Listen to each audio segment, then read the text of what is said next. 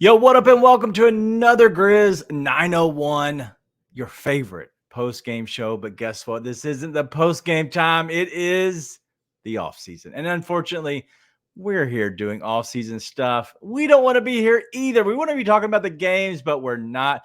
But we're going to talk about a little bit more of the NBA and what we have going on. We're going to get to all of the series. We're going to break down a little bit of everything.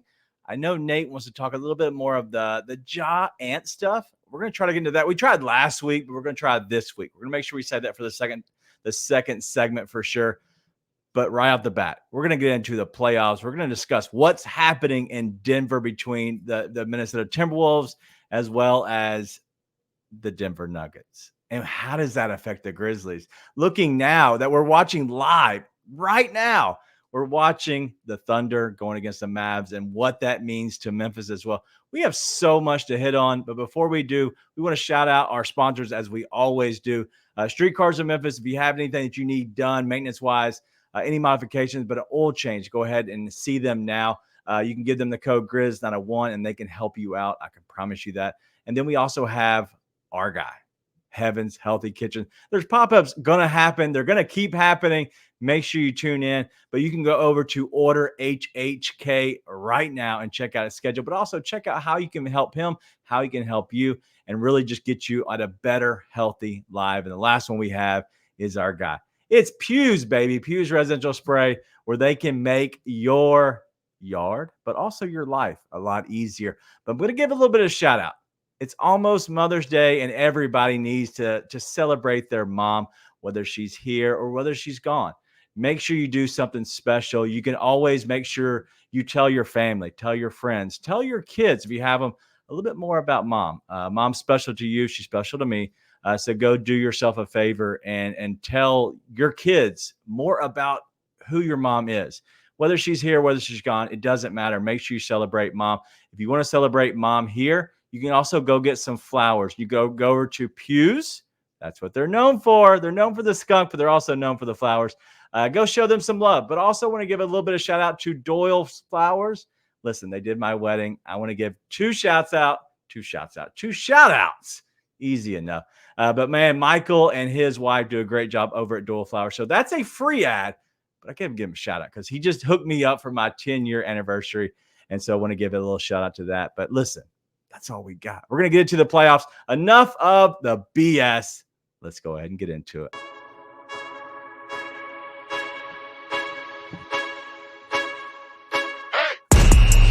Playoffs, Esta.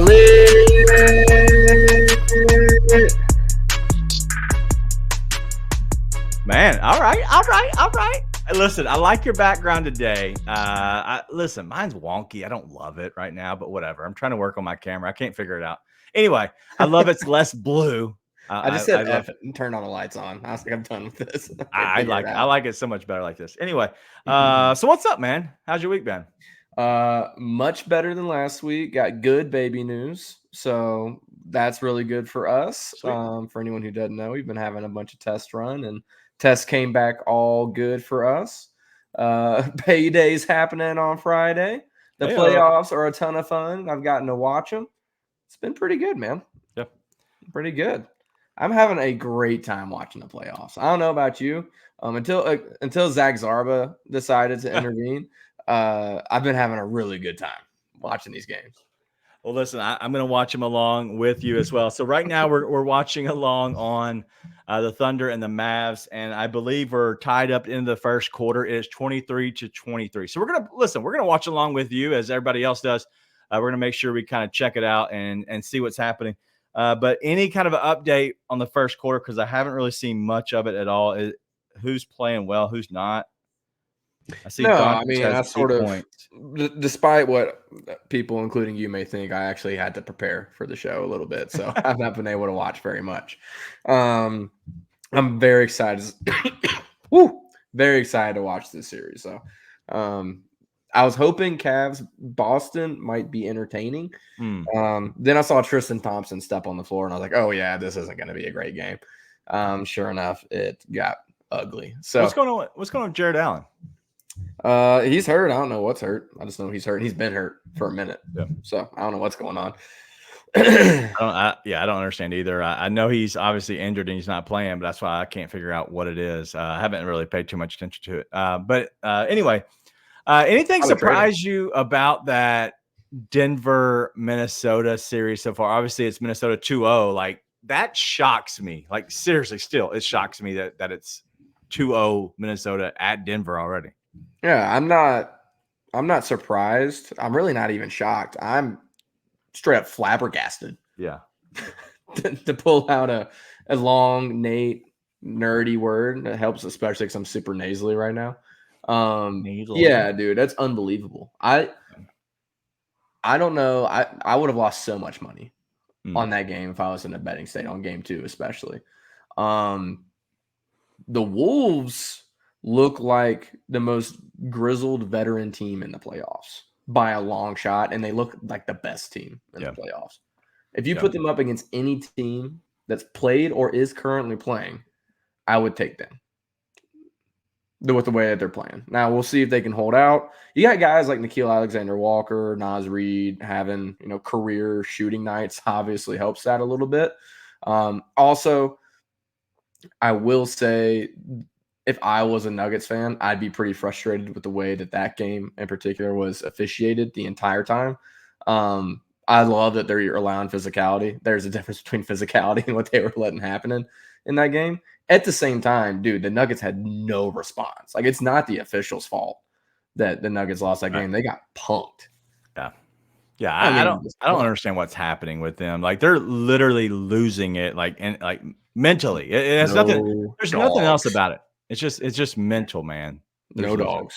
They got no dogs on that team. KCP's the only guy I'd say is like a dog on that team. Yeah. Are they done? Is that series over? I mean, we'll see. Game 3 will be the game I'm ready to say that on. And not even like, obviously, if they lose game 3, it's pretty easy to say they're done. But even if it was split right now, I'd say game 3 is a good indicator. Because, I mean, they had no response. They had no response from the beginning of that game, the second game. And then the physicality was a little bit absurd. But as soon as the game was determined and it was clear that's how it was going to be officiated, the Nuggets wanted no part of that. Wanted zero. In the first quarter, they were like, yeah, I'm done. And they're like, and then they just spent the whole game acting like they're getting cheated. I'm like, bro, you haven't even tried to be as physical as they're being. Right. Like, you can't even say it's one way because you're not doing any kind of physical defense. You're not giving the same effort Minnie's given. Yeah. So we'll see. We'll see. I got a lot of thoughts on that series, though. Yeah. Yeah, no, listen, I don't want to, get too in depth in it, but I do think we need to get into that series just by looking at what we have, like, just in front of us, like going back to Minnesota. And I think it's going to be tough, but let me tell you why I think the series has gone right for Minnesota, other than the defense, other than all that. They came out and they looked ready and they punched Denver in the mouth the first game. Great game. They punched him in the mouth. The second game, completely, and I don't know if anybody realizes this, a completely different played game. It was not anything like the first game. The reason is because you lose Rudy Gobert. So usually what happens in a series, it's the flip-flop, right? One team plays well, you make adjustments, and then you come back and another team plays well, and then you have to figure out how I can make adjustments to their adjustments. And then you're expecting they're making adjustments. So that game 3 is usually a little bit more closer. What happened is Minnesota played well. Denver made the adjustments. And then literally like hours before the game, Rudy Gobert goes out. And so their complete game plan goes out the window on both sides. Like they went one-on-one, Rudy Gobert versus Jokic, right, in the first game. Second game, he got trapped and double teamed immediately when he caught the ball in the first half. And then the second half, they kind of went a little bit more of a slow release kind of trap instead of right away. And so it changed it up just a little bit. But, man, the game was already over by that time. But that's what really helped Minnesota is having 2 game plans. And now we're going to go back to game 1's adjustments. When we go back to game 3, it's going to be weird. I would assume they're going to play Jokic one-on-one versus Gobert. Well, they're not going to let him be as physical in game 3. They're not going to let that happen. It's going to be a differently officiated game, which will impact the game. But there's a couple of things that matter. And I've said this to you while we were in the middle of that game. I was messaging you and I was saying, the Nuggets have no paint defender. Jokic is the definition of a traffic cone out there. I mean, he's not defending anybody. Murray can't defend anyone right now because he's hurt. He's not known for being a defender anyways, but even the little bit he could defend is not working because of his calf. Yeah. You have Aaron Gordon, who is struggling to be able to go out to the perimeter with the quickness of guys like Ant. KCP is really the only guy they can put on Ant, and then Ant just out physicals him and gets to a spot. And so they have no defense right now. And the other thing is, we can talk all day about the things Denver's doing wrong, right? They obviously aren't making shots. The offense is getting blown up. They're getting punked physically. There's a lot going wrong. On the Wolves side, the Wolves look like every single possession determines the game. They don't take any possessions off on either end of the floor. And it shows. Like, all those little possessions are what build a 8-point lead, and then a 10-point lead, and then a 14-point lead, and then at the end a 26-point win. Yeah. Right? It's all those little possessions that the Wolves were like, we will die if we don't get this stop. Yeah. Or we will die if we don't get this rebound. And no other team has shown me that to this level. Right. In these playoffs for sure. Yeah. No, listen, I agree. And what they're doing it is scary. Just like Black Ninja DJ saying, Reggie Jackson mentioned that they got bullied and now they have to punch the bully in the mouth. And that's usually what happens is when you get bullied, you have to stand up and be like, all right, we're going to come out and we're going to punch first. Right. And so you're going to see right away in that game, you're going to see Denver come out and try to punch them in the mouth. And Minnesota's going to be jacked to the moon, dude. With their fan base, who is a very good fan base, they get up for games. They definitely get up for playoff games. We've seen that, first and foremost with the Grizzlies. They are going to be just jacked, and they might be a little too much. Right. They maybe get out and do some stupid fouls because maybe they call a little bit tighter. There's a lot that could happen, right? And so we got to, we'll see what happens. But man, I think Denver has to play better in that game 3, and no matter what. And honestly, like, Minnesota's good, but I think Denver can play well. The problem is they have to play well on a string, and they're going to play a lot of minutes, I'm afraid, because they have to win that game. And if they don't win that game, the series is over. Yeah. So that's like a must win for them. 100%. They have to win. It's a must win for them. I mean, to be honest, I thought game 2 was a must win. I have a very hard time seeing the Nuggets come back, but they're the defending champs, and so you give them a lot longer of a leash than you would anybody else when it comes to making those kinds of calls. They will have to respond to the Wolves' physicality. Yeah, they have to. Yes, scheme wise, you got to figure some things out. Guys have to hit shots as part of it as well. You can't miss all these shots that Murray are missing, that KCP is missing. Got to make them. At the same time, you've got to respond to the physicality. Also, I would just not count on Nickeil Alexander-Walker making all these shots, right? I mean, some of these guys are making shots that you wouldn't count on them making them every time they shoot them, right? Even Naz Reid, who I think is awesome, I still think is playing above a level he's played at before, which, to their credit, they're all raising their games when it matters most. It's bound to have some regression. But listen, if I was a betting man, which I am, but I live in Utah, my money's not on the Nuggets to win this series. Yeah, it's scary. Uncle Buck says, I've never seen a reigning champ get so frazzled. Dude, they were losing it. And at home, which is the scary part. They were losing it at home. You think it was worth $100,000 to throw that at? I don't know. I'd pay a good bunch of money to throw something at Mark Davis too. Yeah, to but be honest. You have to hit him. You have to hit him. That's it. No, because if you hit him, you're getting suspended. That's true. Question. All right, so Jalissa's here, and mentioning. And this is, we'll go with, this is the Ryan tinfoil hat, right? This is a comment that would come from Ryan. Looked like Jokic didn't try on purpose because he wants to go home. What say you to that? I think Jokic always looks like he's tired and not trying. So, I mean, I will say I thought those guys quit pretty early in the first half. I thought all of them quit. I think they got rattled, and then they were pissy at the refs, and they're like, we're getting screwed, and they lost all focus on the game. 100%. I also, like, I'm watching that game with Sarah, and this is before it got out of hand. And she's like, man, he looks tired. I'm like, you got to understand, he looks like that minute one of game one. That's about to say. He always That's how looks like always he's looks. out of breath. He always looks tired. He Yeah. always looks like he's just loafing around. And he's about to win his third MVP for a reason. Like, he just sort of always looks like that. But I mean, they quit. So I don't know if he wants. I'm not saying this, or I think he wants to go home, or he's trying to lose. But listen, they did get bullied into quitting that game. Yeah, 100%. no, absolutely. Yeah, and so, you know, in the end of the day, I think that Denver's in for a long, long series if they think that they have a chance to win. Like, this is going to be an uphill battle because it's not going to get any easier. But what I will say is they've been here before. And so I don't want to say that, hey, they're too far gone.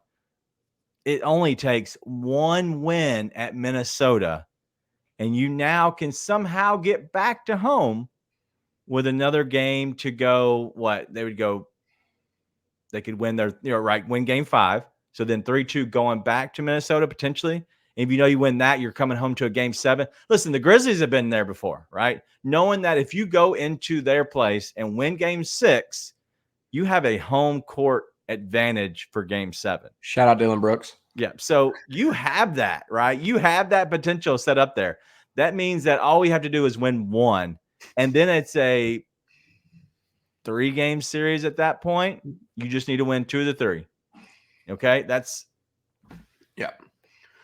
I don't know. We'll see. But the biggest thing about this whole series is Ant is on a next level. And I know you want to get to him. So we're going to hold your Ant comments later because I want to hear a little bit more of that. We're going to get to that, I promise. But let's go through these other series a little bit faster. We're about 20 minutes in. And so I want to make sure we do get through some of this. So the Thunder Mavs are going on right now. So let's hit on that first. This obviously is game 1, so there won't be much to talk about. But anything that you've seen or anything that you're interested in watching or seeing in this series, matchups, or maybe PJ Washington getting 3 fouls in the first half. Yeah. There PJ watching us. There's probably an IG model behind the bench. I'm not on mute, right? Okay, perfect.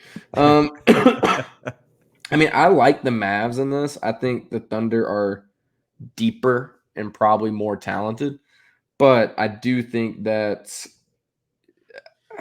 I just like the Mavs better. Same thing, I think, is Luka. I think you just have Luka and you have Kyrie. Both these guys have been here before. This is the kind of team that will give the Thunder trouble. The Thunder want to move up and down.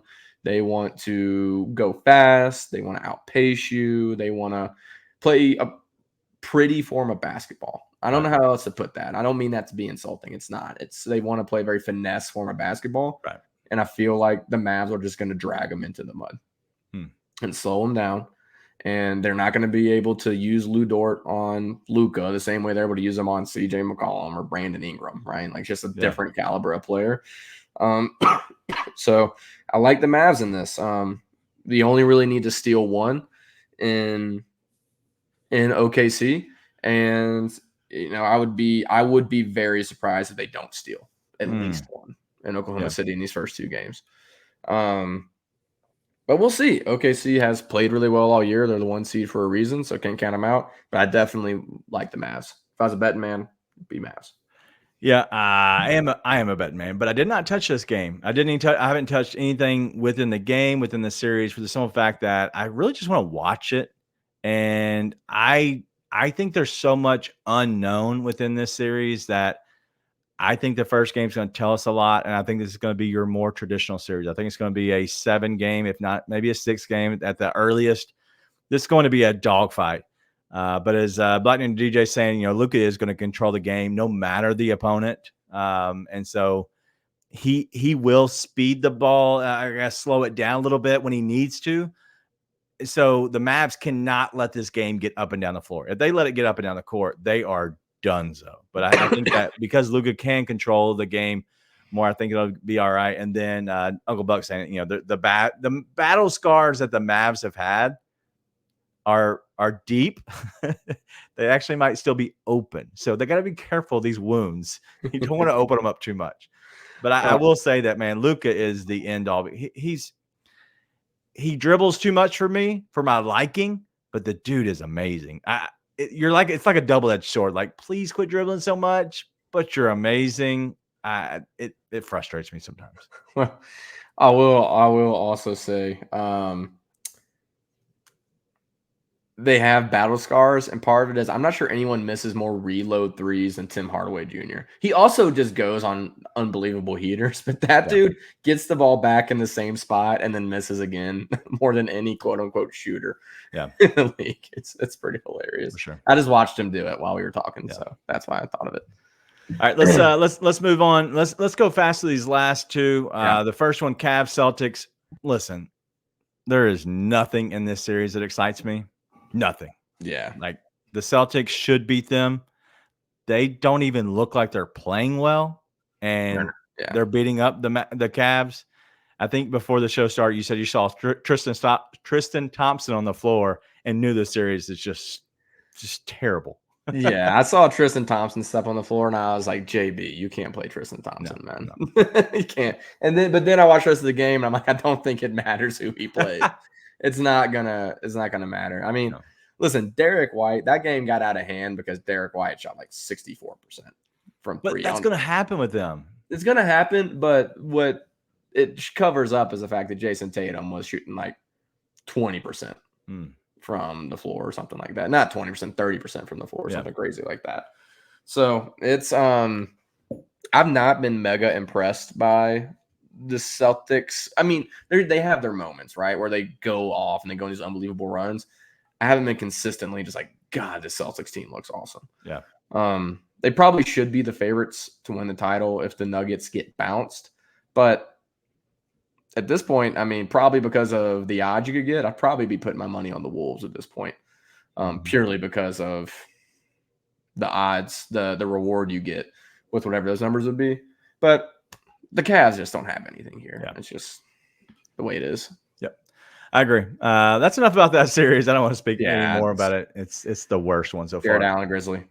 Pacers and Knicks. Listen, I'm excited about this because I think this will be a dogfight, and this will be one of the better series as well, because I think the Pacers can play a little bit faster, a little bit better, because the Knicks want to wear it down.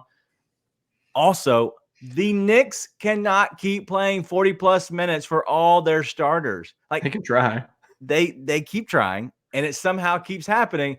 You cannot keep that up, and as the playoffs go, it's going to wear you down. Also, Tyrese Halliburton has not played well yet. I expect Tyrese Halliburton to eventually play well. Once he plays well, I think that they can really make this a good series. I just know they have to win the next game, because I'm afraid that the Knicks are going to still win at their house. So if they don't, it's going to be tough. I think that was a shot. I think that this one series. I think this series got decided when Zach Zarba called that kickball. You hate Zach Zarba. I hate most officials, and hate's a strong word. I have a distaste for most officials is a more appropriate way of putting that. Yeah. But it's not because of just obviously, I think the Pacers got shafted. I think the Pacers got screwed out of that game, and I do think that those calls helped determine the game. The Mavs should have. It was a 5-point swing. Sorry, Pacers for that kickball. It went from a easy Pacers layup to a Dante DiVincenzo 3. It's a 5-point swing there. And then they have the balls to call that moving screen at the end of the game. Dude, that was just gross watching that. Sorry. It was such a good game that got destroyed in the final minute by officiating. It was awful. All that to say, I think that was the Pacers' best shot at getting a leg up in this series. I don't think they win game 2. I think the Knicks come out and play more of their style of basketball. I don't think Halliburton is going to have a – I'm not with you. I don't think Halliburton turns it around at any point in this series. Really? No, he hasn't turned it around since the All-Star break, dude. Like, this has been Halliburton since the All-Star break. And listen, maybe he's still hurt. Like that could 100% be the case. Is he's just still physically not right, but he hasn't been what he was since before the injury. So I'd assume it's the injury, but whatever it is, he's not right. I thought they should close that game with TJ McConnell. Really? I'm not kidding. I mean, it'd have been hilarious first off if the Knicks had death by TJ McConnell in Madison Square Garden. Would have been hilarious, first off. Second off, he played much better than Halliburton the entire game. Halliburton comes in and in crunch time has like 3 straight possessions with a turnover. Bad turnovers. Yeah. And on defense, dude, I mean, you or me could play better defense than Halliburton out there. There was one point where they go and they double Jalen Brunson because, of course, they're going to double Jalen Brunson. And he's somehow late from like 5 feet away to rotate to Dante DiVincenzo. DiVincenzo hits a 3, dagger. I'm like, how do you not rotate there in time? And he's getting spun by all game. And again, there's probably an injury there for Halliburton. I mean, I don't want to completely bury the guy. He was playing out of his mind until he got hurt. But whether it's because he's not right or he's just off in general, dude, they should have closed that game with TJ McConnell. It might have swung the game. I'm not kidding. So yeah, he hasn't looked good. He literally has 6 points. I think he had on 6 shots in the entire game. I don't think he scored in the fourth quarter. Yeah, dude. And defensively, he's a complete liability. Yeah. I mean, I think there is an injury as well. I mean, there's no one more thankful for Halliburton and Franz Wagner right now than Tobias Harris, by the way. Like, everyone just forgot how terrible Tobias Harris was at $39 million after watching these 2 guys play and the Nuggets. Yeah. The Black Din DJ says Thibodeau's rotations like a used 96 Nissan. Just keep using the players until they can't go anymore. Literally, like run the wheels off. They don't look like guys playing 40 minutes a game, though. They don't. They look pretty good. Yeah. But yeah, who do you think wins that series? You think it's the Knicks? I do think it's the Knicks. Yeah, okay. I think that was the Pacers' best shot. All right. Do you still want to do the draft or the second round? Yeah. Let's do it. 5 or 8 players. I forgot about that. 5 or 8. 5 or 8? Yeah, like players for the team. Players? Oh, we're drafting players? Players. I thought we were drafting teams that we thought would win it. No. Completely misunderstood. Shoot. Let's do 5 because I clearly haven't prepared correctly for this segment. Whoops. All right, let me see if I can do this real quick. I don't even know if I can. I'm gonna try my best. Yeah. What are we seeing right now? All right, so there we go. All right. You see. Okay, cool. All right, so I'm gonna flip a coin. Go ahead and call it in the air, and then I'm gonna flip again. What do you call? I call tails never fails. All right, tails. All right, let's see what happens. All right, it's heads. Tails is a bitch. Get first pick. All right, so I get the first pick. Let's go back. What in the world did that do now? That's okay. I got it. I got it, big dog. Oh yeah, I'm pushing things over here, and you're pushing things. I got it. I fixed it. That's what happens. All right, and now I'm gonna not share. Stop sharing. There we go. Sorry, I just stopped sharing it. Anyway, so real quick before we get into this, so what we're going to do is we're going to draft out of the second round 5 starters. Very simple. I'm going to go first.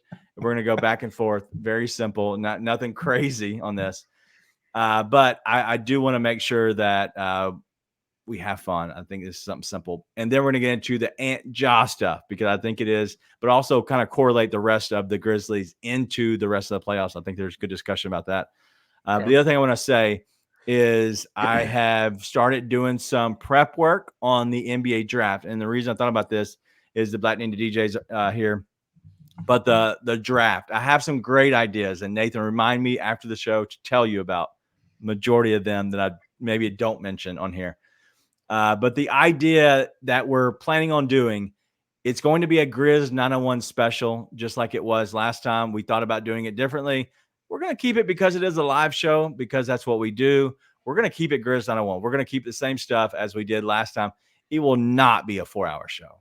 But oh my God, as long as, and I haven't even asked you yet, but as long as me and you are available, me and you are going to host the show. And how it's going to play out is me and you are going to be the host, and we're going to start roughly when the start of the draft gets going. All right. So we're going to be here from the very beginning, and we're going to go for the lottery. So for the first 14 picks, we will be here. It should last about an hour and a half is the idea behind it.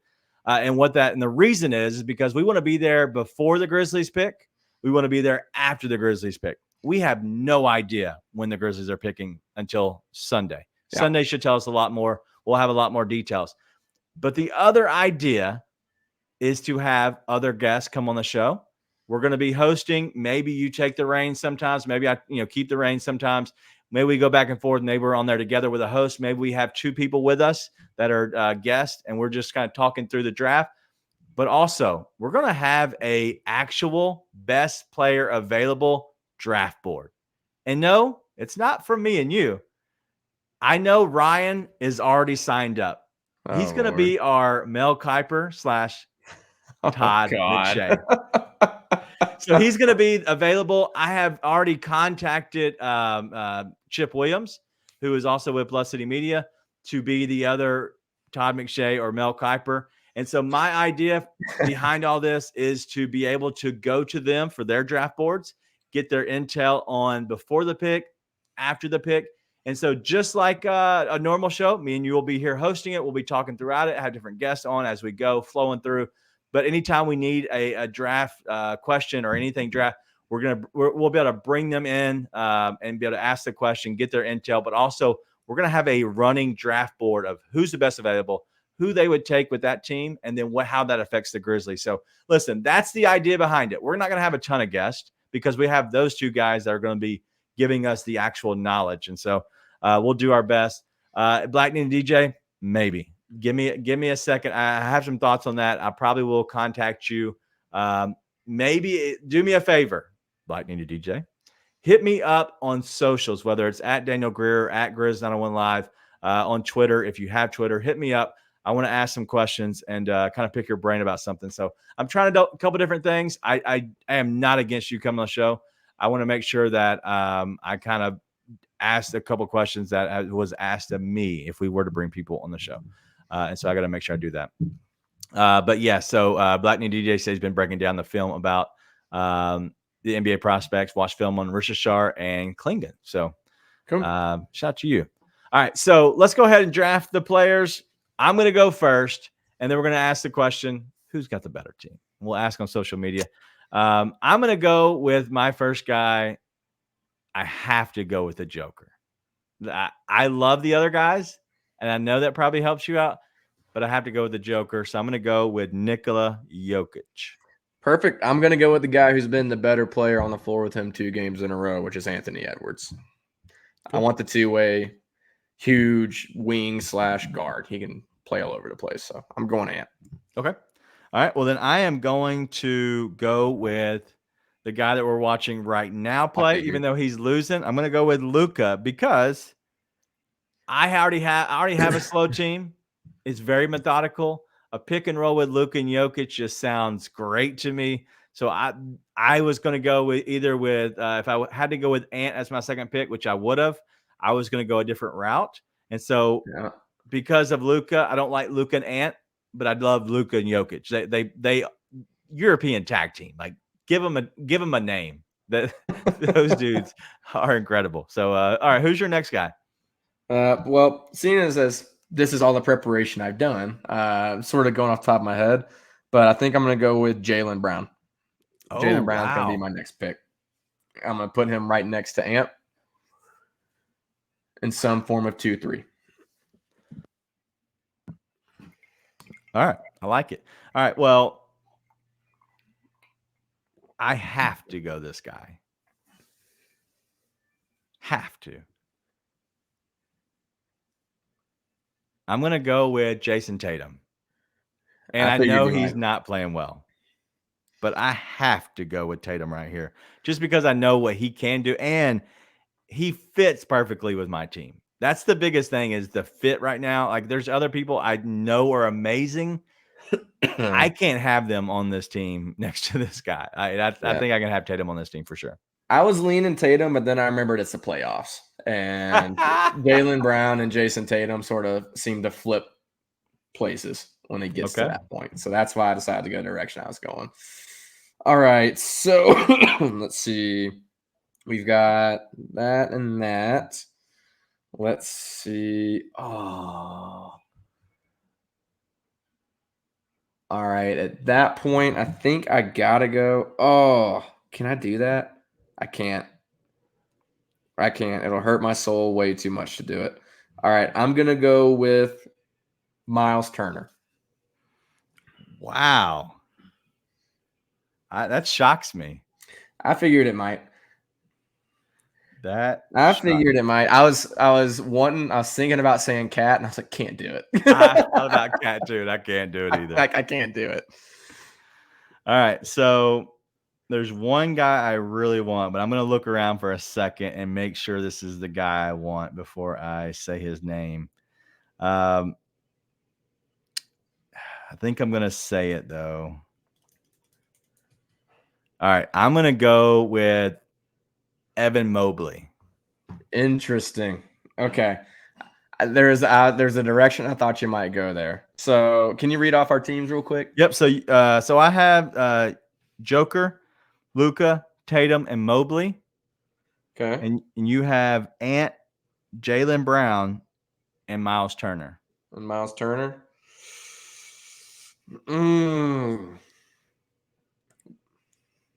We both got a little bit of recency bias, clearly, based off the way this playoffs has looked. We're both building in a certain direction, very clearly in that direction.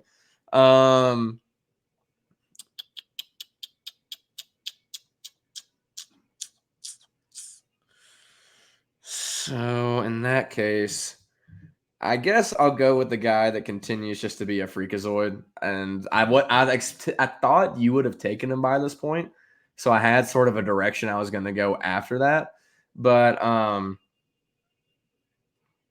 going to go Jalen Brunson. That's kind of crazy. He's still out there. And so I figured you would have taken him at this point. But not the direction I thought I would go. But you got to go with the guy who can't seem to stop scoring 40 every game. Yeah. I thought about that. He has to have the ball, and Luka is going to have the ball.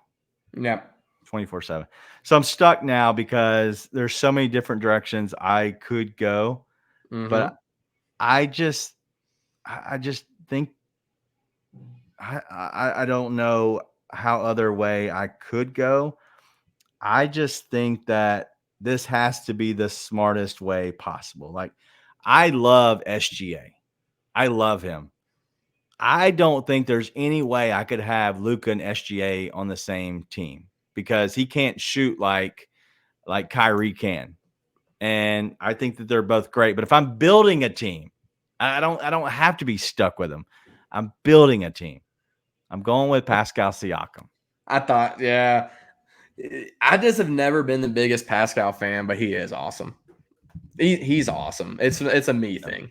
It's not you, it's me. It's a me thing. It's not you, it's me. When it comes to Pascal. So you have your 5, right? Yep, I got my 5. And your 5 are who? Nikola Jokic, Luka, Tatum, Mobley, and Siakam. Okay. So in that case, and I've got Brunson, Edwards, Brown, Turner, and then one more, right? Yep. Okay. I'm so tempted to say it. What? You know what? I just can't bring myself to do it. I keep pushing the wrong buttons over here. Trying to type this out. Do it. Oh.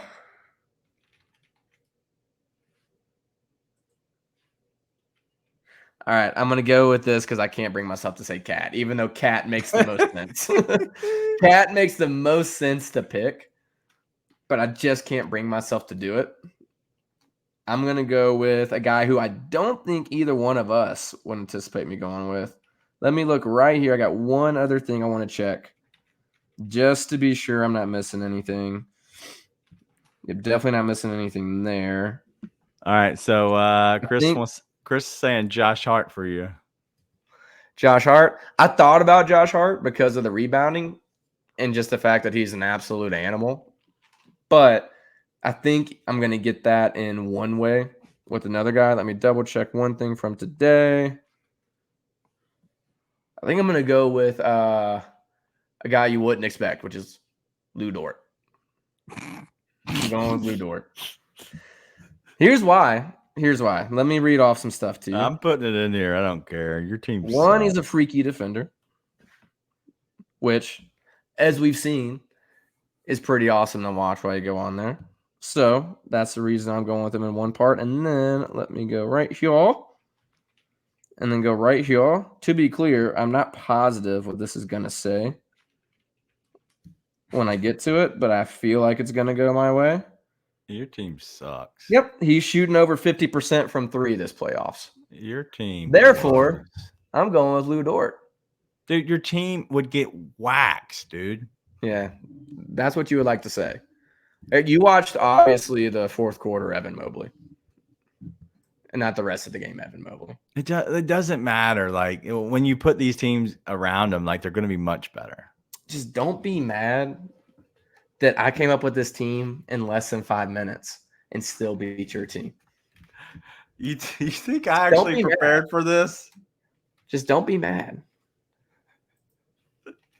Boom. Boom. All right. I'm going to put a poll in the chat. So it's only going to be live. And so I put the team names in there. So if you have a suggestion on who you think would win, go ahead and put in there. But as everybody knows, your team sucks. Okay. Look at Chris already agreeing. Nate's squad getting swept. Okay. Let's just say, like, you're getting murdered. Jokic going against Turner. Turner's fine. I think Chris said today he looks like he does the Dougie when he walks, like just a normal walk. So, you know, he's doing the Dougie out there near the 3-point line. Ant is great, but I'm putting on Ant, probably Siakam on Ant. I feel okay about that. Like, he can stop him enough. But Jaylen Brown, you could put anybody on him. He's okay. Jalen Brunson, okay, you're running into Evan Mobley, and then Lou Dort is just being Lou Dort, doing weird Lou Dort things. Like, he's, whatever. Your team loses by 20. You're literally like Tony Allen picking a team. You've got NBA all name value team. 100%. The best team. Yeah. All name value team. Again, I have guys who seem to be performing in the playoffs. Team. You picked Jalen Brunson over SGA. You needed a point guard, and you went Jalen Brunson over SGA. Yeah, dude. Once again, I'm going to pick the guy who's dropping 40 every single game over the guy who – have we seen him do anything in the playoffs? Yeah, yes, he's played very well. Against the Pelicans. Daniel, the Pelicans may be the worst playoff team in the past, I don't know, decade other than the Hawks' multiple appearances. Which the Hawks don't count because there's been multiple times they've been bad in the playoffs. But I don't know what to tell you. All NBA name value team. Daniel. Your team sucks. Actually showing up and beating Daniel's team. Nate. Okay. Have fun with that. All right. So real quick, let's give an update on the game. Dallas is down by 9 on the road, 53-62. OKC is winning. I'm not exactly sure. I haven't paid too much attention to it, but it looks like it has been a very good game as I've seen it back and forth. But I haven't paid enough attention to give it too much of a thought. But all right. Blackney DJ said it was close for him until Nate said Lou Dort. Yeah, again, everybody like all NBA name value. Daniel. Sorry, I picked a guy shooting 50% from 3 and is. I almost went SGA just because I think SGA and Luka could figure out a way to play together. Just Luke off the ball a little bit, but I think you have to use the double team. I mean, you have to use a 2-man with Jokic and Luka to be the best version of himself. Those guys would be amazing. All right, let's move on. Listen, I'm not going to do any commercials or whatever. For the simple fact is, we're not on commercials. And so until I get on commercials around the BCM, no commercials on my show, especially in the off season. So we'll see how this goes. Don't really care to go into it, but we'll see. Eventually, if we have commercials where, hey, you see yourself on a commercial, Nate, let me know. If anybody sees us on a commercial, let me know. Until then, no commercials for Grizz 901. So let's go ahead and get into it and let's finish it out. I know you want to talk about Ant and Ja real quick. Give me the details on Tony Allen. Now he's finally being inducted. His jersey retired. He's going to go in the banner with Marc Gasol. He's going to go in the banner with Zebo. Now Tony Allen, he's going into the rafters. What's the details on that? I don't think there are any. Okay. We have no idea when it's happening. I'm sure they'll decide it when they get the schedule and can look at just generally what it'll look like. I know they were talking on Chris Vernon's show today about trying to get a game where Mike could come over from Minnesota and be able to see that. Obviously, Zebo and Mark will be able to come basically whenever and see that. But no, man, it's just in general, congrats to Tony Allen. It's much deserved. Glad we finally got past all that other junk, or he was able to get past all the other junk specifically, and now we get to a point where we can do that. So really excited for that for him and for the city, man. It's good to see that go up, and then at that point, there'll only be one more from that era that we're waiting on. And so super excited. Still playing. And he is still playing, exactly. So that's what we're waiting on in that regard.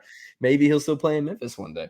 That would be amazing if he came back as a backup point guard. But shout out Tony Allen, man. It's much deserved.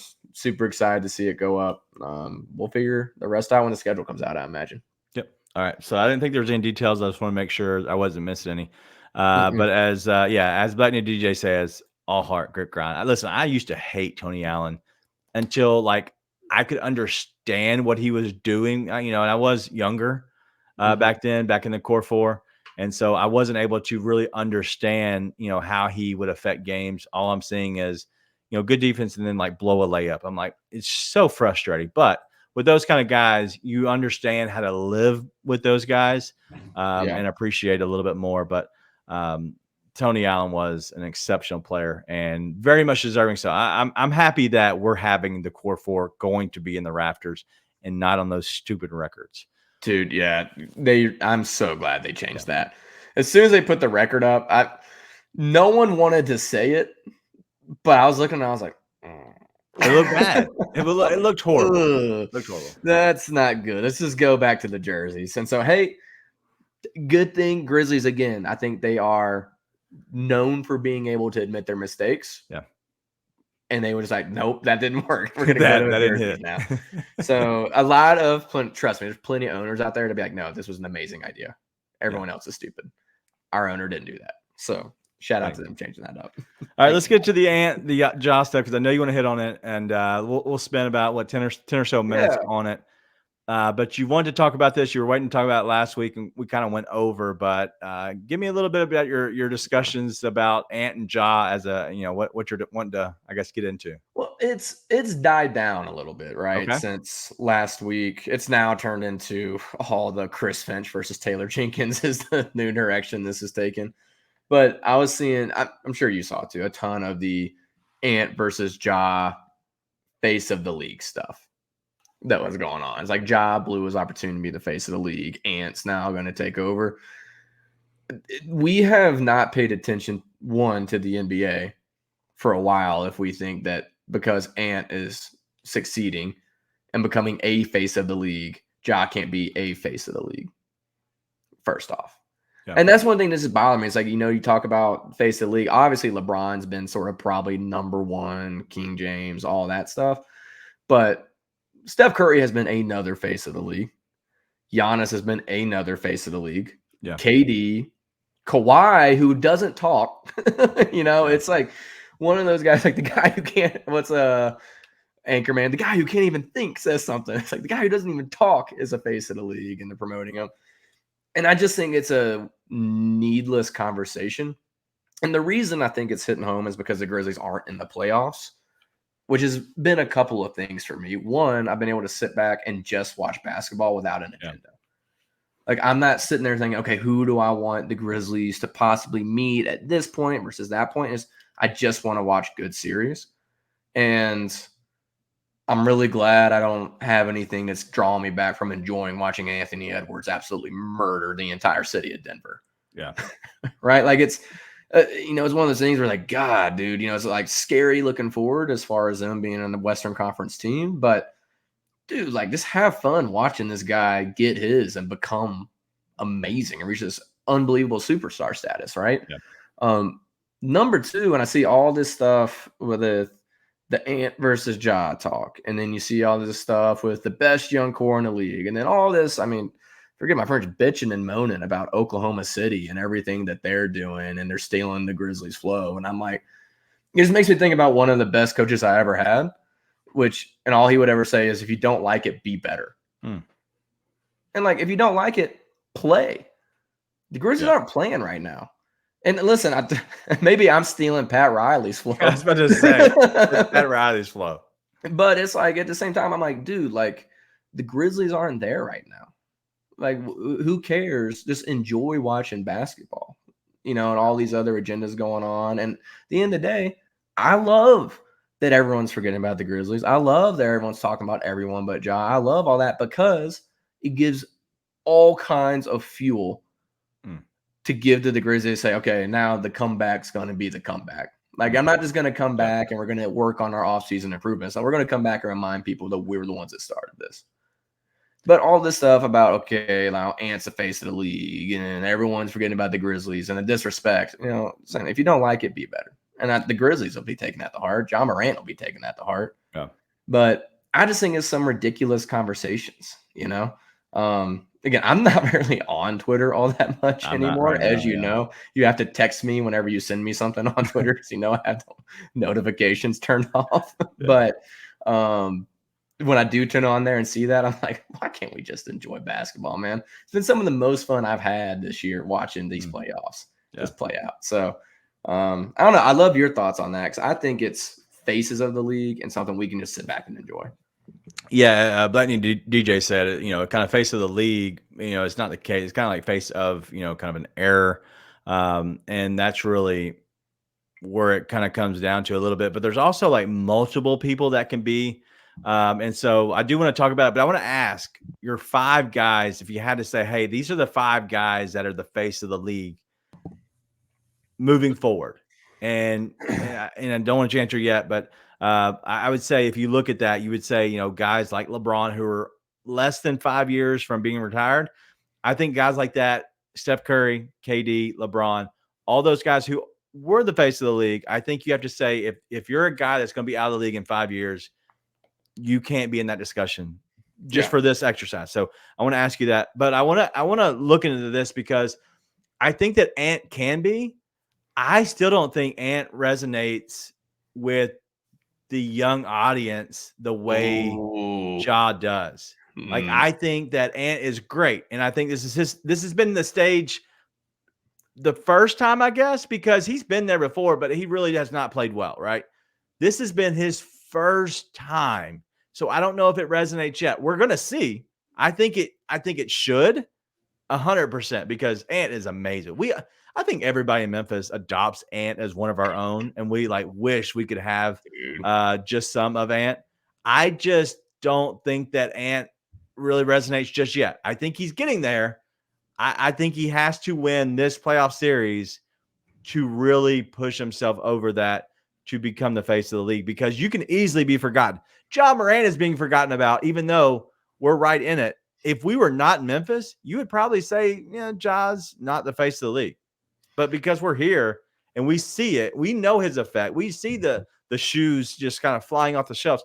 We know all that. I think that you would see it differently if you weren't in Memphis.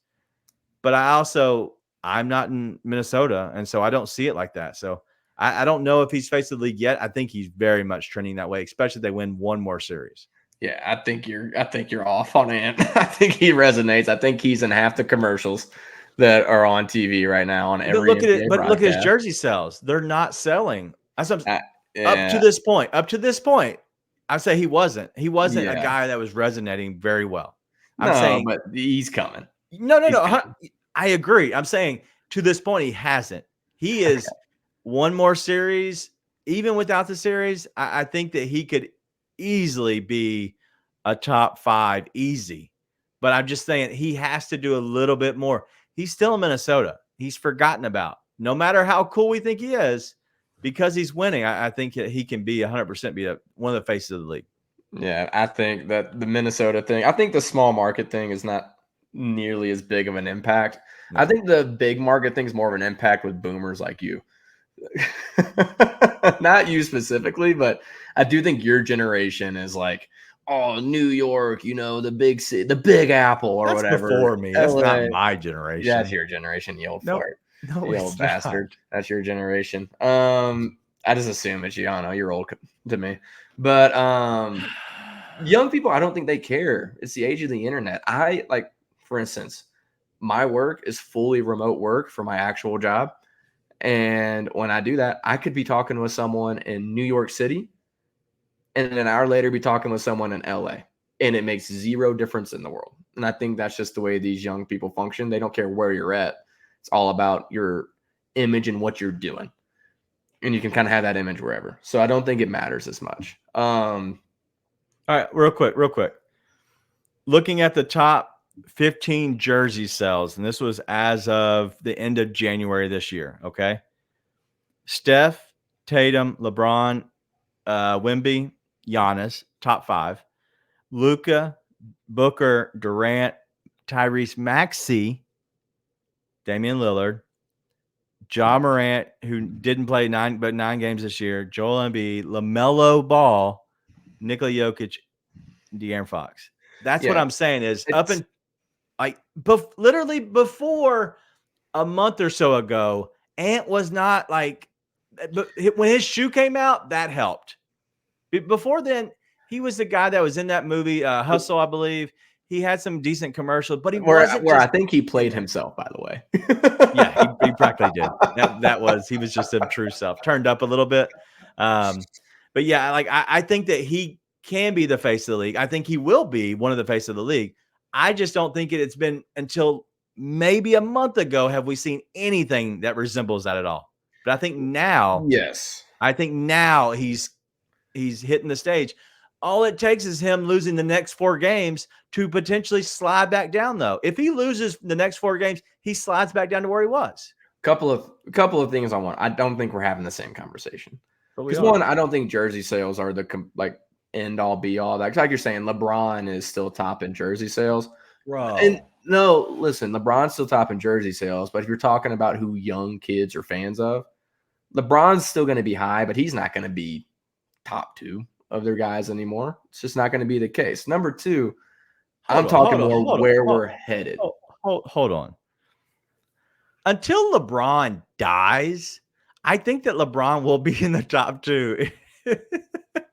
Are we talking about of all time? Or are we talking about who people like? I'm saying people like, and I say die. I mean, like, whenever LeBron, I figure he has to die to get him out of the league, kind of like Vince McMahon at this point. Anyways, if you let me finish my point. I'm saying LeBron in let's say the next 2 years, okay? Why if he plays the 2 years, he will be a top jersey sale guy. He will be a face of the league. 100%. Well, of course. Like, quote unquote face of the league. Correct. And it is about, if you're talking about who the league's pushing, sure. No. I'm talking about where we're headed. Who everybody knows. That's a whole different conversation than what I was having. Right. I'm talking about where we're headed is who can be the face of the league. Correct. Right. Now, yes. That's where I'm going. Right. And that's obviously away from LeBron, away from Steph, KD, Kawhi, all these guys. And at that point, you're headed towards Ja. As long as Ja stays doing Ja and stays out of trouble, Ja. Go ahead and give me your 5 since you're naming people. Ja, Wemby. It's 100% going to be Wemby. Yeah. They're too far in on Tatum to back out. Okay. I think Tatum's already been pushed a lot and is going to be pushed a lot, and he's in Boston. Yeah. So it makes too much sense. Ant, 100% is rising to that point. And at that point, I think it's Luka. And then maybe, Jokic is just not the most marketable guy. No, right? That's why he's you see a lot more of him now, but I don't think he would be pushed as a quote unquote face of the league. Yeah. I think those are your 5. Giannis should be. Things have gotten kind of weird with Giannis in the past year and a half. Don't you think? Like you can't put your finger on anything that happened, but it's no, I can. Yeah. So he won the championship. Other than losing. Yeah, he won the championship and was like once you win and then you don't win, it's a little weird. And he's also gotten to the point of pushing his weight around a little bit, such as like, hey, I want this coach brought in, but he's not saying that, but like, that's what's happening. And then it's been weird. There's been a lot of weird things surrounding it. I think that's what's happened. And honestly, I think he can be one of the faces of the league. I just don't know if he really just wants to do all that, or these other young guys are more spectacular, I guess. Like they're more in a sense, like you can clip the highlights. Like you can clip a jaw highlight, an ant highlight very easy. And I think that's why those two dudes 100% will be two of the faces of the league going forward. There's no way, just because of the clips, the highlights. Well, Giannis has highlights too because he's so freaky. But I think as a combo of him, one, losing, and two, everything went from being kind of like cute and corny to weird really fast. Like it went from, okay, it's just kind of Giannis being his goofy press conference self, to it started getting kind of corny, to now it's kind of like, okay, but that sort of image of being that sort of like, I mean, this is a weird way of calling another man, but like innocent view almost. Like innocent, happy-go-lucky type, feel-good stuff. That's not the image of him anymore. So now when he does that stuff, it's kind of corny. Hey, real quick, Chris.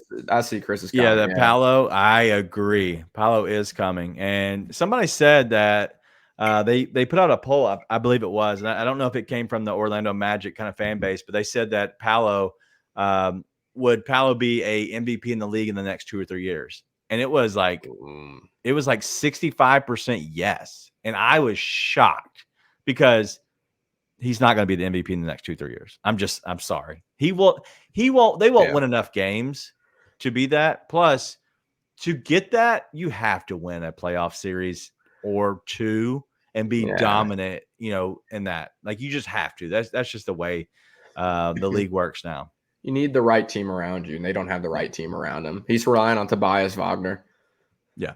Listen, if you said like, is Paolo an MVP ever? Yes.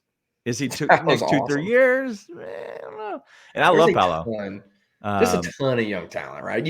That's what's so fun is you could say there's so many guys, right? Like you could say there's a Brunson to be thrown into there. You could throw Jokic in there. You could throw, I mean, who else? SGA. Like all kinds of guys that are talented enough. You could throw them into that conversation. And I think that's the part that we should be enjoying more, and also be enjoying the fact that when he's healthy and when he's playing, Ja is the number one guy they push because he is, one, a winner, and two, an absolute highlight factory. And so it's like there's a ton of fun young talent to push out there. And listen, the only thing that's left to do for Ja is to keep doing what he's been doing, which is playing and winning, and he's slowly getting on a higher level and a higher level and a higher level. And then that's the other part of the conversation that kind of drives me crazy is I couldn't give two damns about who's the face of the league if the Grizzlies win a championship. Yeah, I don't care. You know what I mean? It's like one of those things. It's just like I don't have like the chip on my shoulder is not nearly as big as the satisfaction that would come from the Grizzlies winning a chip. And so, but all that to say, if Ja comes back and Ja does Ja things and wins, it's going to be like, it's not even going to be a competition on who they push, just like it hasn't been in the past. Yeah. So it's not been a competition at all because Ja is the ultimate highlight, and he always will be the ultimate highlight. And I just think moving forward, we're going to see Ja's dominance. And from my understanding, he looks like he's keeping his head straight. We haven't heard anything, and hearing nothing is the best thing. And the only thing that we've really heard of is was it 12? Is it team? It's not team 12. Shot by 9. It's 12 something. Is his AAU team? Listen, yeah. People you can say whatever you want. These dudes live and breathe basketball all the time, but they need something else to do with their time. The fact that he's using his time to help better young athletes, young kids, it's great. And so I don't care if he has an AAU team or if he does it and the Grizzlies are still playing. I don't care about all that. I'm just glad that he's taking time to give back a little bit, but also use his time wisely and say, hey, if I want to make sure I keep myself busy and out of trouble doing stupid stuff, let me do it in the right way. And this is how you do it: is you do it in the right way of giving back and kind of keeping your focus on basketball, but also helping out the youth. It's great. Well, it seems like he has a lot of the right kind of structure around him right now. It's kind of helped his head get back to who he really is, as opposed to who he was being to kind of cope with all the stuff that's awesome in our minds, but overwhelming, right? With the fame and the money and the shoe deals and all of that. Yeah. This is actually exactly what I was about to bring up. Do you remember when we were talking at the beginning of the year? We're talking things that are like 3 and 19 or whatever. God, that was hell. That was awful. I remember this night like it was yesterday. Well, but you and I, leading up to this, we're just talking about people forget that Ja is a top 10 player in the league. And he's not going to solve all the Grizzlies' problems, but he's going to solve a whole hell of a lot of them when he comes back. And then he came back and they immediately won 3 in a row. And he had two unbelievable games. Poor New Orleans just like they couldn't survive them. Like twice in a row, the Grizzlies came back from the grave to beat that team. And we're like, all their problems aren't solved. Most of their problems just got solved because that dude stepped on the court. I think it's almost somehow the same thing again within the same season where not just people, like not just NBA people, Grizzlies fans have forgotten how good this dude is and how much he changes when he steps on an NBA floor. Yeah. No. And both in terms of winning and in terms of media, clicks, YouTube videos, YouTube compilations, highlights, House of Highlights, like all of it. This guy is at the center of almost everything they do. Yep. And so I think it's just one of those things we almost forgotten twice in one season. Yeah. About all no, that. The fact I will not forget that because like just you remember your biggest shows in a sense, and I hate talking about numbers or I hate talking about our show and how it does just in general. But I remember seeing both games completely blew up. I believe at one point, one of them hit like 35,000 views, and I was just like, "All right, that's a lot of people. Like that's not just Memphis, right? That's not a lot of like when you see that kind of number, you're like, all right, that's the Ja effect because you see the numbers as they're coming up just within the show, just within media in general, and then all of a sudden." You see a jump, you're like, all right, that's the Ja effect, and that just helps explain it to everybody on what we see as well as how we know he moves the needle is because of that. And so just that little simple thing of just those numbers and how they jump is crazy. And so the fact, and as back in DJ says, the fact that the TNT made his first game back, knowing that when he was going to be back, he was going to be ramped up. He's going to play that first game. They put it on their network was just telling. But also, do we need to blame Adam Silver for all this? Dude, we didn't. For everyone watching or listening at home, thank you for tuning in after the live show. Daniel, we didn't talk about this before. He just knows what buttons to push. This is how you know that you're not just co-host, you're friends. Because he knew that this would push my button. When I saw that Michael Cole put out a story of Adam Silver continuing his check-ins with Ja, I'm like, what the hell are we doing? Draymond Green is still kicking dudes in the nards and throwing spinning back fists in the middle of games. Dude, spinning back fist Yusuf Nurkic in the middle of a game. Like, what are we doing? He is still doing all that same stuff today. And for some reason, Ja Morant still needs a check-in. He's yet to hurt anybody, as far as we know, other than a guy who it seems like it was self-defense, according to a court of law. Quite literally. But also, did you see that article? Dude, there was nothing. He's doing well and he's taking the right steps. Shut the hell up, dude. Like, what are we doing? It is such posturing. It's unbelievable. It's unbelievable. It is entirely posturing. And it's like, oh, repeat offender. No, you got butt hurt and you tried to make an example of a guy. Literally, no one took you seriously because Jamal Murray just threw a heat pack at an official last night. No one actually respects you or takes you seriously. So what are we doing? And it's like I've stayed away from it, but I'm just like, it's such posturing by Adam Silver at this point. It's unbelievable and it's gross. It's gross. Black Ninja DJ is absolutely right. His reputation has 100% been hurt because he did that with John Morant, and we said as soon as it came out, it was steep, and he was trying to make an example of him, and we didn't think he'd be able to stick to that. Lo and behold, by damn, he hasn't. Yep. Miles Bridges in the league. Draymond had an indefinite suspension away from – I don't even think it was actual suspension.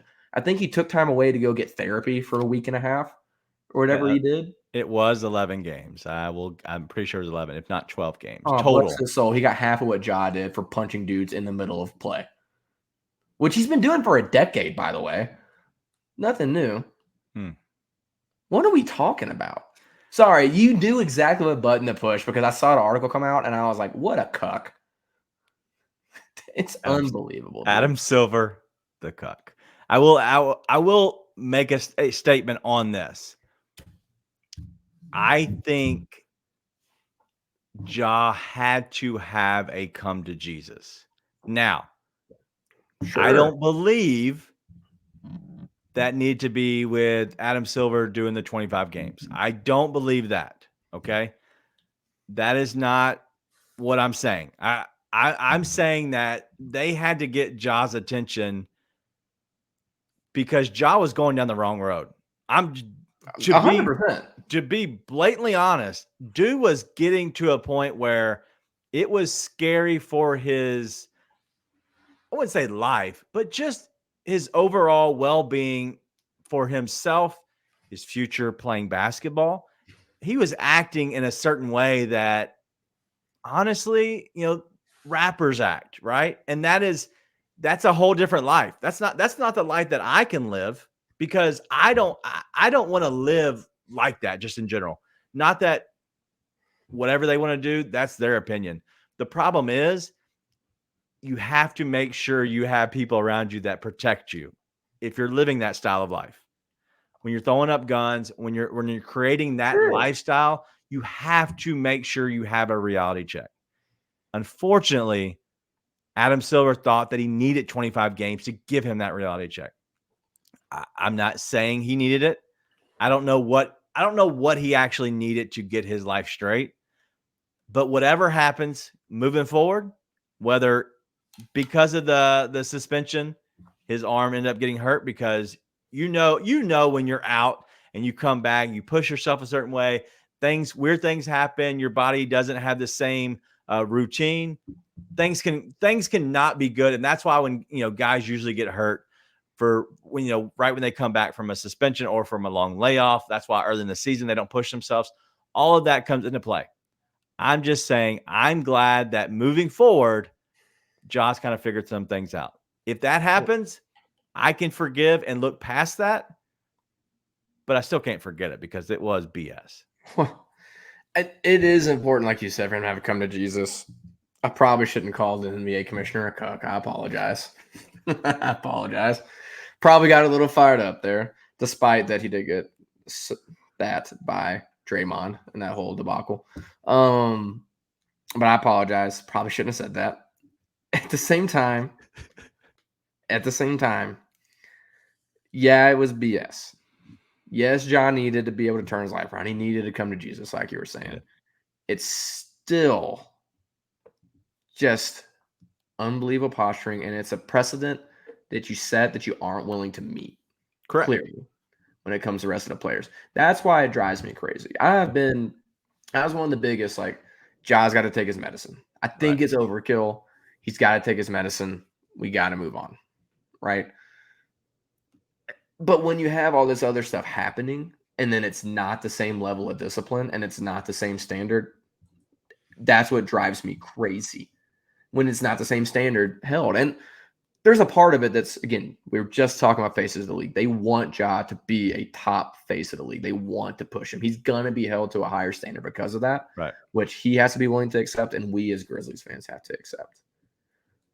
At the same time, dude, you have to at least at some point like hold players to the same standard. Right. What, Draymond Green isn't as big of a name as Ja Morant in the NBA? Of course he is. Yeah. Like, and for some reason he's not being held to the same standard. Why? Because you're not worried. You're not worried about the product in the same way, right? That's the only thing it comes down to. And so it drives me insane. Pat Bev just threw a ball at a fan twice, one of which missed him and hit a girl behind him in the face. Okay, so I know Chris talked about the Jokic brothers.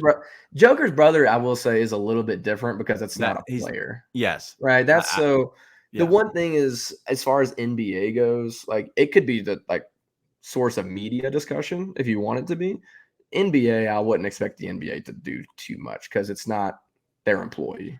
No, right? that's behind the scenes. We handle this. But have we heard anything about Pat Bev? He apologized on a podcast. I don't care. Has there anything come from that? That's all I've got. That's what I'm saying. We haven't heard anything. It's been almost a week. He threw a ball at a fan, missed and hit a girl in the face, got the ball back, and threw it at him again.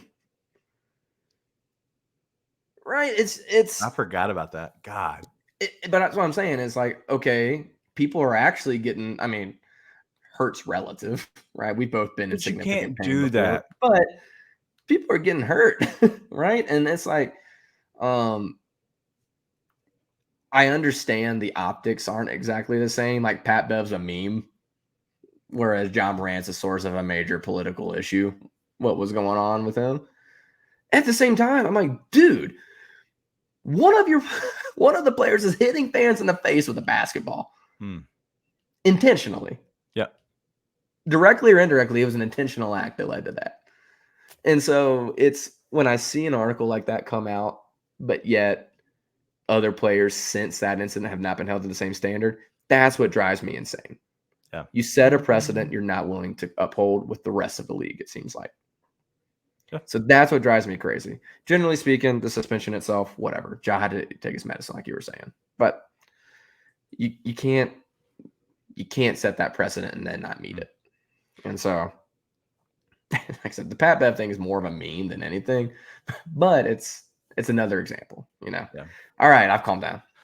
Sorry again for calling the NBA commissioner a cock. Pat Bev is the worst, though. But I will say that if it was me, I would have probably given Ja a fine and a 15-game suspension with some extra info behind it, such as him having to meet, just as they did with Kyrie, he having to meet certain obligations, and that would be the easiest part. Every so many games, Ja has to come in and meet with the commissioner, okay? Like, I'm talking about just simple meetings, plus he would have to go through the therapy that they made him go through in the very beginning anyway. And then if he doesn't meet, right, and you don't think he's up to standards, then you can always assess more of a suspension. I get the whole, like, what he was thinking, the 25, whatever, trying to come down with a hammer. Dude, all that was, as you said, posturing. It was during the NBA Finals. He didn't want to take away from the finals, but he kept making it a big deal. Like he didn't want to share the information. And then all of a sudden he felt like he had to make a big splash because Ja was a big superstar in the league and still is. He had to make a splash and he thought he was doing the right thing. And he ended up getting bit for sure because of that. So, yep. I just think that he made a bad mistake. And unfortunately for the league, but also the Grizzlies, we got screwed just overall. But in the end, hopefully, if we're looking forward, Ja gets his life back on track, gets his whatever he's doing. The stupid stuff. And I know he's still young. Just quit doing the stupid stuff. Don't do the dangerous stuff. Don't do the stupid stuff. Know you're in a professional environment now. You're playing professional basketball. Act like that. If you want to do that behind closed doors, do your thing. I don't care what you do.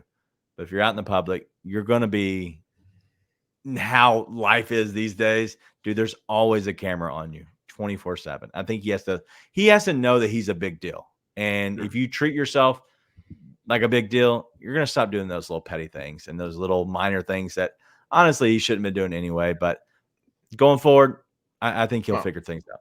At this point, to be honest, it's not even a conversation. He hadn't done anything, and since that last incident, he hadn't done anything at all. Like, no, he's been good to worry about at this point.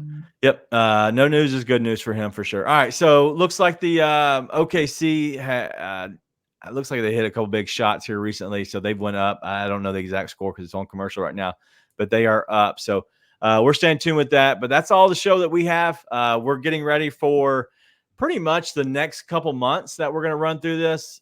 So we do know that we're going to find out who, I guess, what position the Grizzlies are slotted in on Sunday. So Sunday night is actually, it's Mother's Day. So do yourself a favor. Go buy your mom some flowers.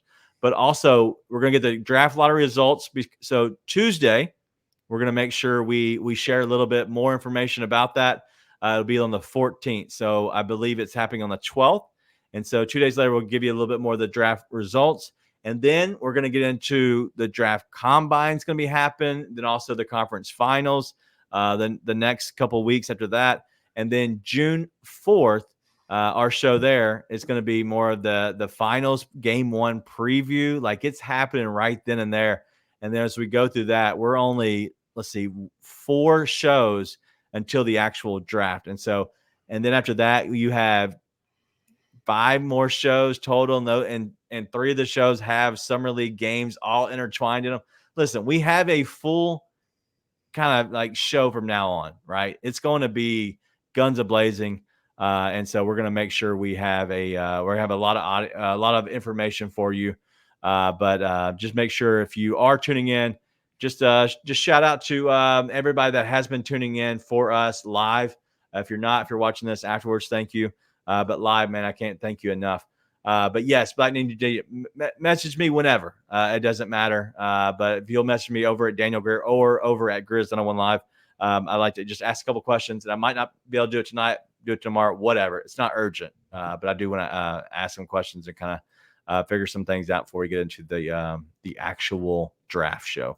But the draft show will be on the 26th. It'll be a draft out. We're going to do the lottery just overall. And so make sure you tune into that. We're going to have a lot of fun. If you missed it, go back to the middle of the show. We talked a little bit more in detail about that. But that's all we got. Nate, anything else you have for the show before we get out of here? Nope. Sorry again. Took the bait. I thought it was great. All right. That's all we got. We have a great week. I have a very busy week. I'm actually not even on my betting show tomorrow. I have real work stuff I have to do. And so big time. I'm growing up. But that's all we got. Be nice and tell your friends.